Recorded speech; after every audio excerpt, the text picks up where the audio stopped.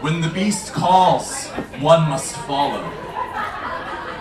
It was cold before the snow, that I do remember. Mummy would snuggle us warm with knitted jumpers and thick scarves and mismatched woolly hats and send us to school. It was cold then, but now there is no school. When the beast calls, one must follow.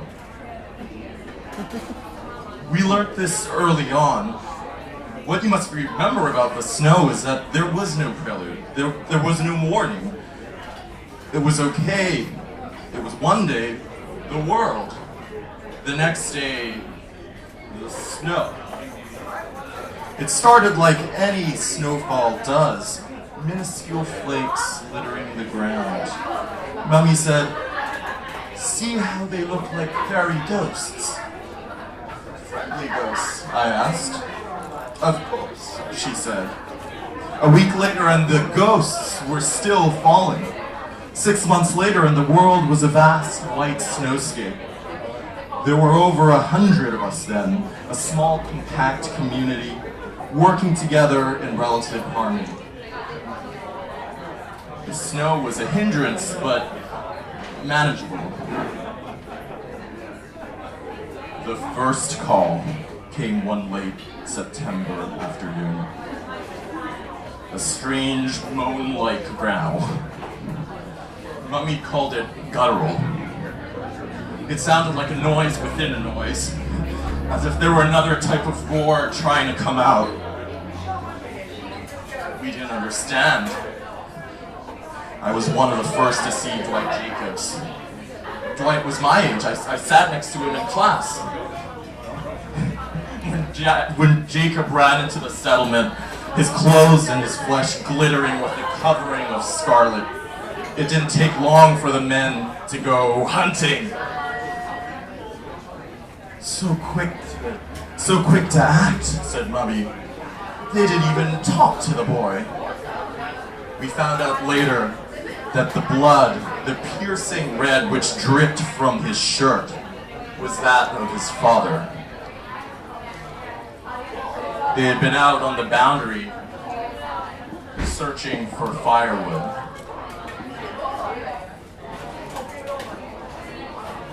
Fever dreams, said Mummy. She smiled, but looked sad. One must follow.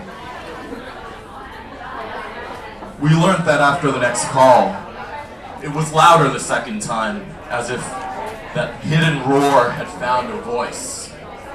The voice was so continuous and patient, it was as if the snow itself had become unrelenting. Even then, on that second call, there was something to that sound, the singularity of which stopped even the most foolhardy of the hunters from searching for the source. I didn't see at that time, but hours later a shape gave flesh to the sound and highlighted how childish and mad Dwight Jacobs' sculptures were. It was something unimaginable, even to those who saw it. Mummy hid me as the beast strolled through the encampment, leaving craters like footprints as it passed. Even the mildest recollection of that day sounded far-fetched. Fur like steel, dagger-shaped like teeth, like a man, was described as being white or silver, translucent with sightless, peeping eyes. Occasionally the witnesses used words like serene, calm, even gentle. That day, the beast roamed the camp and accidentally trampled 30 people and then selected its prey. William Sydenham, 45, black beard, plump with no family, was plucked from the ground and rushed to oblivion.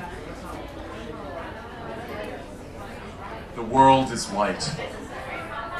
Sometimes I imagine a million other settlements, each with their own beast, their own call to answer. we learnt that when the call comes, one must follow. One barren night, the flurry of the snow coloring the night sky white, we gathered and made our decision. Not all were in agreement, and some tried to escape. One or two were lucky and were forced back to the encampment to await the call. For others, their end came early. There are no screams, save the anguished cries as the chosen ones leave, sometimes forcibly, the encampment. Mummy told me that the beast is quick. She told me it's a kind of mercy. I'm 13 now, old enough to vote and be chosen. There are 25 of us left. Mommy was the last to go.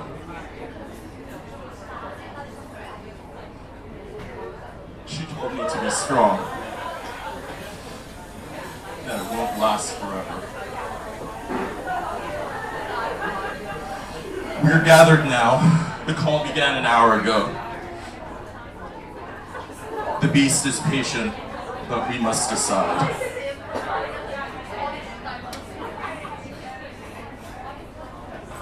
He is called, and that one of us must follow.